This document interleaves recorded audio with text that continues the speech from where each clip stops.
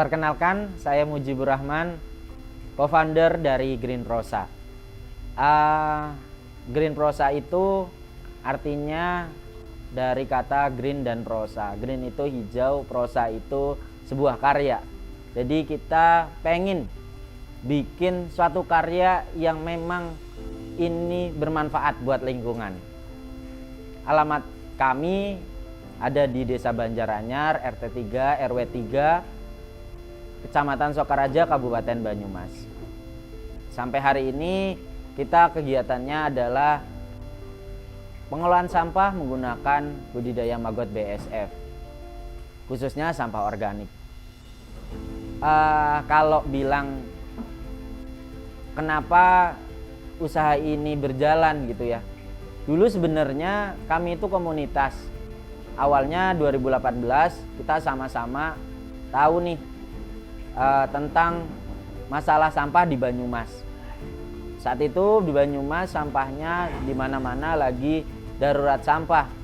Nah, itu jadi awal kita berpikir. Saat itu saya masih mahasiswa. Saya mikir, gimana nih sampah ini harus terkelola. Akhirnya kita coba jalanin dari beberapa kegiatan, ada composting dan yang lain-lain, pemilahan sampah. Ternyata sampah organik ini yang paling banyak. Kuantitasnya saat itu sampai 50%.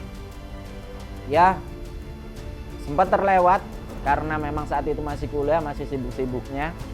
Akhirnya 2019 saya berpikir kayaknya kalau di semester-semester akhir tugas-tugas kuliah itu sudah sedikit dan banyak gabutnya.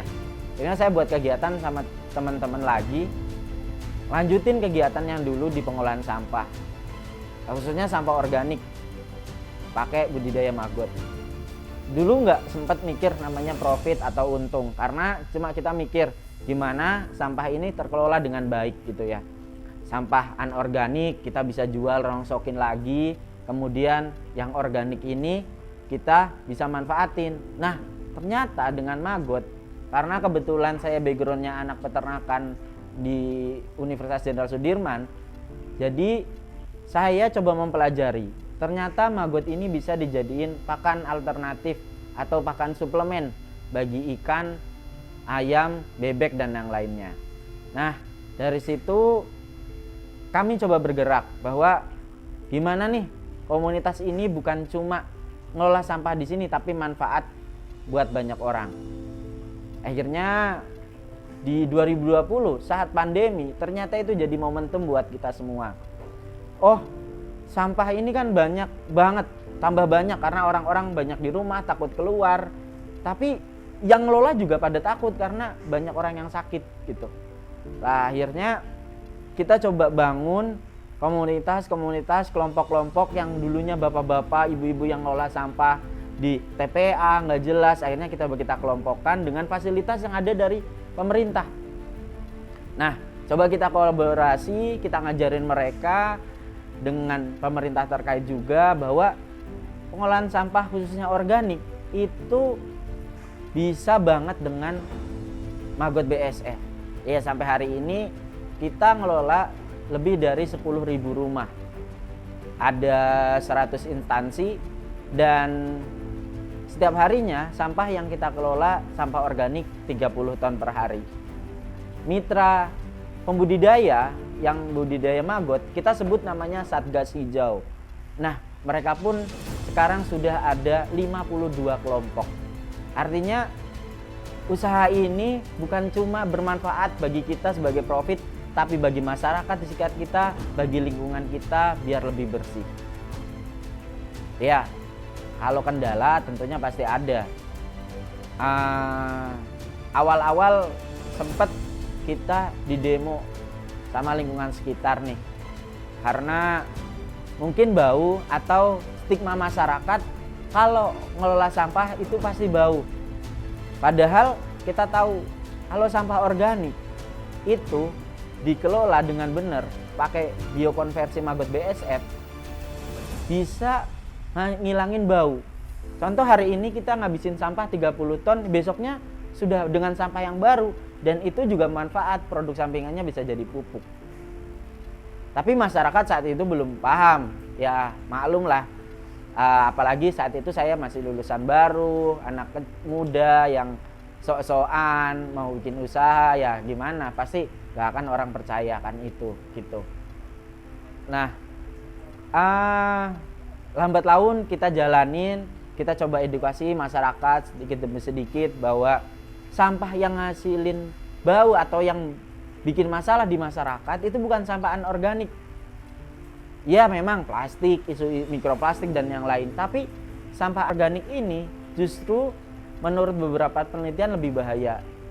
Bisa potensinya sampai 21 kali lipat daripada uap atau asap yang ngepul dari PLTU.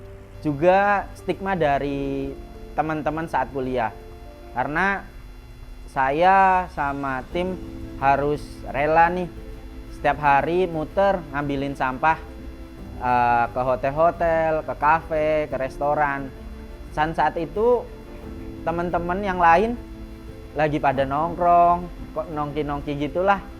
Ya malu sih mungkin saat itu awalnya, tapi saya punya tekad, kalau nggak sekarang kapan lagi gitu.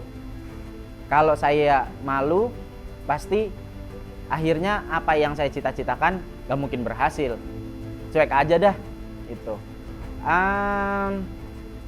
Terus kalau ngomongin budidaya maggot, susah nggak sih? Sebenarnya budidaya maggot itu cukup relatif mudah, tapi justru kita akan kesusahan ketika sudah seperti saat ini. Ketika budidaya atau produksinya sudah di atas 100 kilo, kita bakal bingung cari sampah.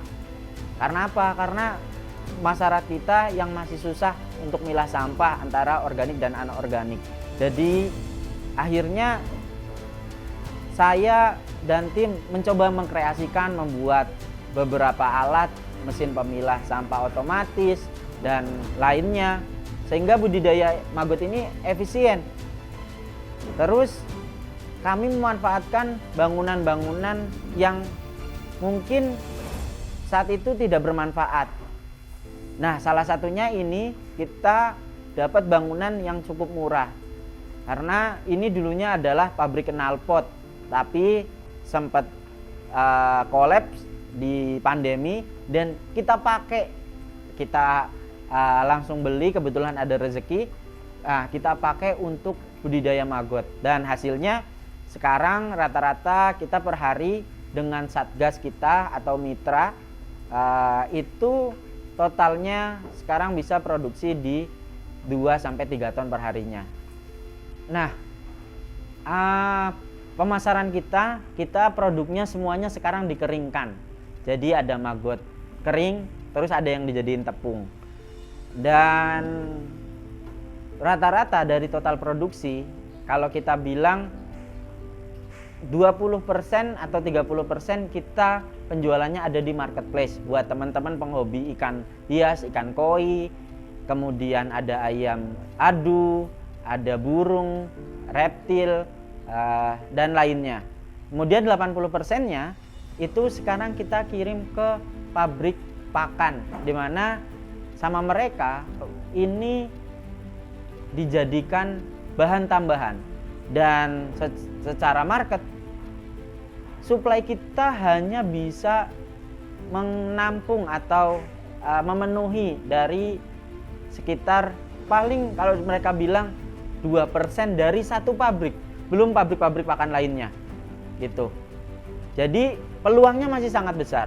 Kalau dibilang berapa omset, kurang lebih kita bisa di angka 300 juta per bulan. Jadi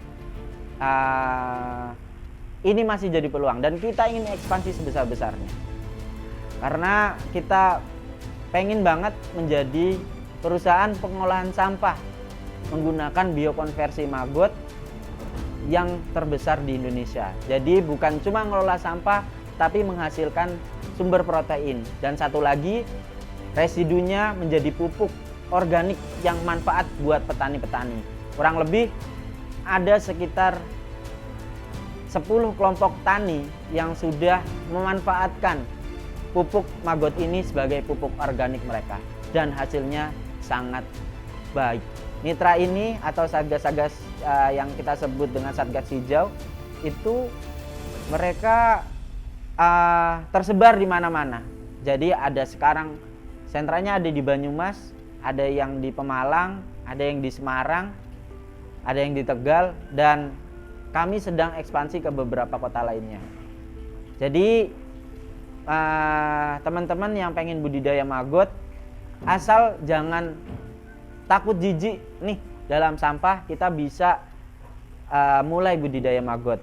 Jadi pemilahan sampahnya, kemudian kita di maggotnya nggak geli.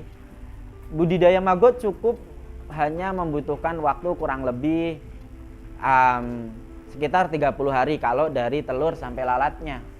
Dan lalat maggot BSF itu nggak berbahaya karena dia bukan hanya sebagai sumber protein, tapi dia juga nggak membawa penyakit.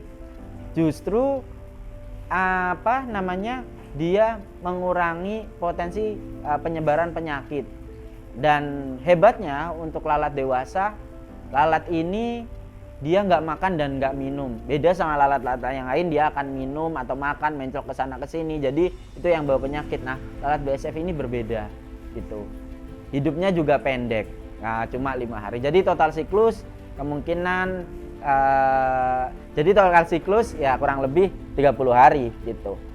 Nah, pesan saya ya buat teman-teman yang masih muda, yang baru lulus fresh graduate, kayaknya kalau kita dibilang agen perubahan, harusnya kita bisa membawa perubahan. Ya perubahannya salah satunya ini. Jangan malu, tetap semangat. Kalau saya punya prinsip, kita hidup berdampingan dengan lingkungan. Ketika kita bisa memberi manfaat ke lingkungan, pasti lingkungan akan memberikan manfaat lebih buat kita. Jadi mari lebih bijak dalam mengolah sampah. Buat teman-teman semua, tetap semangat, kejar mimpinya sampai setinggi-tingginya.